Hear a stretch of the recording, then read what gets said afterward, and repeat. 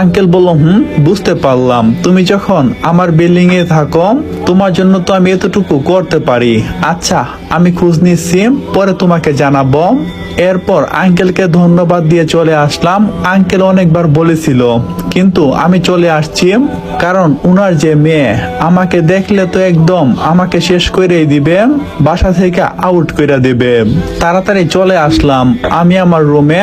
এখন আমাকে দুপুরে রান্না করতে হবে, কিন্তু কি করব, আমি তো কিছুই পারি না।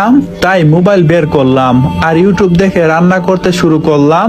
রান্না শেষ করে খাবার খেতে বসলাম আর নিজের খাবার নিজেই খেয়ে বললাম, বাহ স্বামী, তুই তো সেই রকম রান্না করতে পারিস, তোকে তো রান্নার নোবেল দেওয়া দরকার।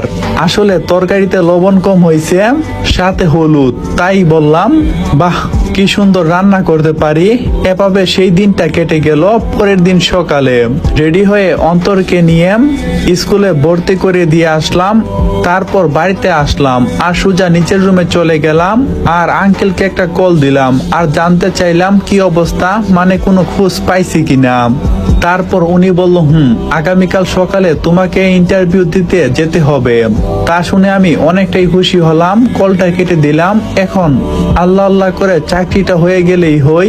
বিকালে অন্তরের সাথে দেখা করলাম, তাকে কিছু টাকা পয়সা দিয়ে আসলাম যাতে সে চলতে পারে। আর বললাম, আপাতত এইগুলো রাখো, এগুলো শেষ হলে আমাকে জানাবা, তারপর লেখাপড়া ভালো করে করবা। উত্তরে অন্তর বলল, জি ভাইয়া, তুমি দোয়া করিও একদিন তোমার মতো বড় হব আর তোমার সব টাকা আমি সুদ সহ ফেরত দেব। আমি বললাম, আরে বোকা, আগে বড় হ, তারপর না হয় টাকার সুদ ফেরত দিস।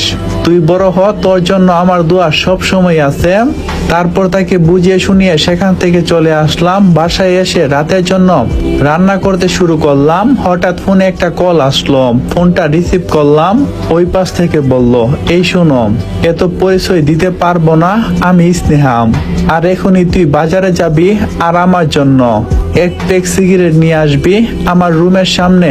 আমি বললাম, কিন্তু? স্নেহা বলল, এত কথা বলিস কেন, যা বলছি তা কর, আর না করলে মনে আছে তো বাসা থেকে বের করে দেব।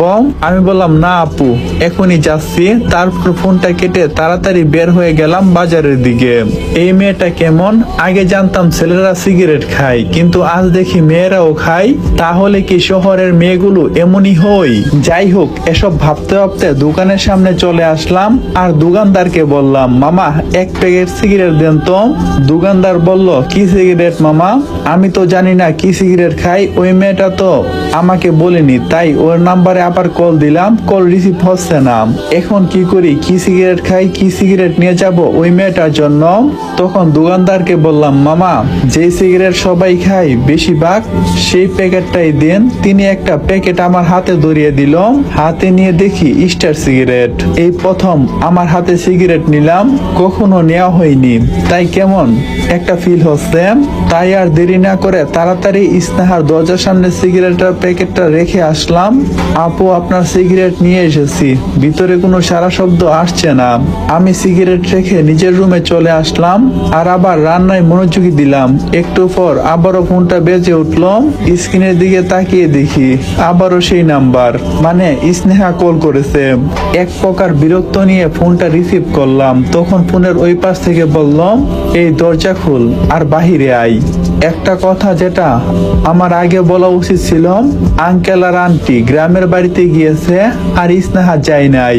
তারপর আমি দরজা খুললাম আর তাকিয়ে দেখি প্রায় 5-6 জন ছেলে মেয়ে দাঁড়িয়ে আছে। দেখে মনে হচ্ছে কিছু খেয়েছে, কারণ ঠিক মতো দাঁড়াতে পারছে না।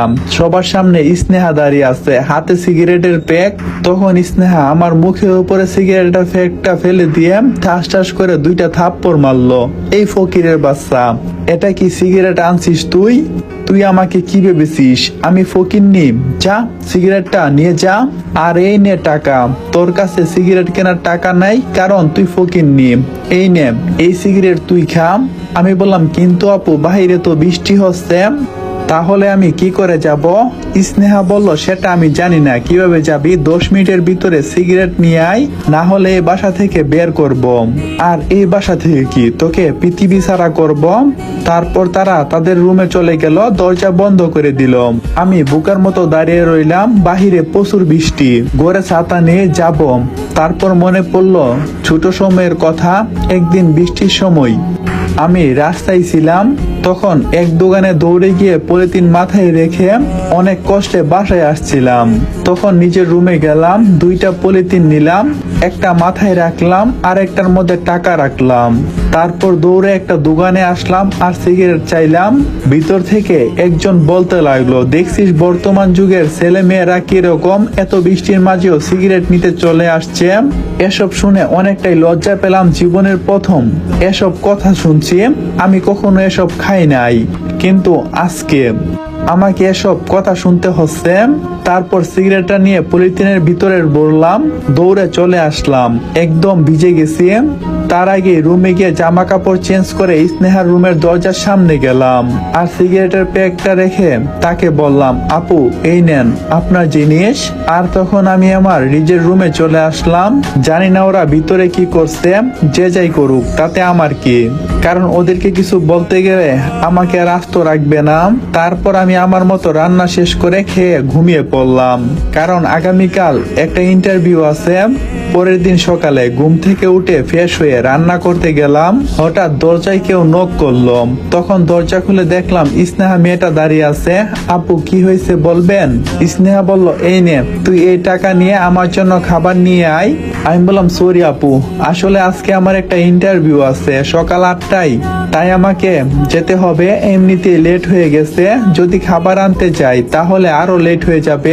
স্নেহা বলল, দেখ বেশি কথা বলবি না, তাড়াতাড়ি খাবার নিয়ে আয়, তারপর যেখানে খুশি যা। এখন আমি কি করব? তাই বের হয়ে পড়লাম খাবার নিয়ে আসতে। তারপর তার জন্য খাবার নিয়ে আসলাম, সাথে আমার জন্যও। তাই আগে গিয়ে খাবারটা দিয়ে আসলাম। সেখানে গিয়ে দেখি আরেকজন, মানে ওর ফ্রেন্ড রয়েছে। আমি খাবারটা দেওয়ার মাত্রই সে বলে উঠলো, এই তুই আরেকটা কাজ কর, আরেকজনের জন্য খাবার নিয়ে আয়, এই নে টাকা। আর তোর হাতে খাবারগুলো কার? আসলে আপু এগুলো আমি আমার জন্য নিয়ে এসেছি। স্নেহা বলল, তুই আমাকে খাবার দে, আর এই টাকাটা দিয়ে তুই আবারও খাবার কিনে নিয়ে আয়। তখন আমি আবার কি করব? এই খাবারের প্যাকটা তাকে দিয়ে আসলাম, আর না দিলে আবার বলবে, বাবা একে এই বাসা থেকে বের করে দাও। ঘড়ির দিকে তাকিয়ে দেখি 7:30 বাজে। তাই এখন আর রান্না করে বা রেস্টুরেন্ট থেকে খাবার খেয়ে ইন্টারভিউ দেওয়া সম্ভব না। তাই না খেয়ে বের হয়ে পড়লাম ইন্টারভিউ দেওয়ার জন্য। অনেক জ্যাম ঠেলে কোনো রকম অফিসে পৌঁছালাম, অনেক বড় একটা কোম্পানি। তারপর ভিতরে গেলাম, আর আমাকে একটা জায়গায় বসতে দেওয়া হলো। একে একে সবাই ইন্টারভিউ দিতে যাচ্ছে। একটু পর আমার ডাক পড়লো, আমি ভিতরে গেলাম। আর ভিতরে গিয়ে আমি যাকে দেখলাম, অনেকটাই নার্ভাস লাগছিল। ইন্টারভিউ দিতে আসছি, আবার এদিকে পেটের মধ্যে ইঁদুর দৌড়াচ্ছে। এক পর্যায়ে দরজার সামনে গিয়ে বললাম, মে আই কামিং? ভিতর থেকে একটা মেইলি কণ্ঠে বলল, ইয়েস ইউ কাম। তারপর ভিতরে গেলাম, আর ভিতরে গিয়ে আমি যাকে দেখলাম তাকে দেখে আমি অনেকটাই অবাক হলাম। আর এটা তো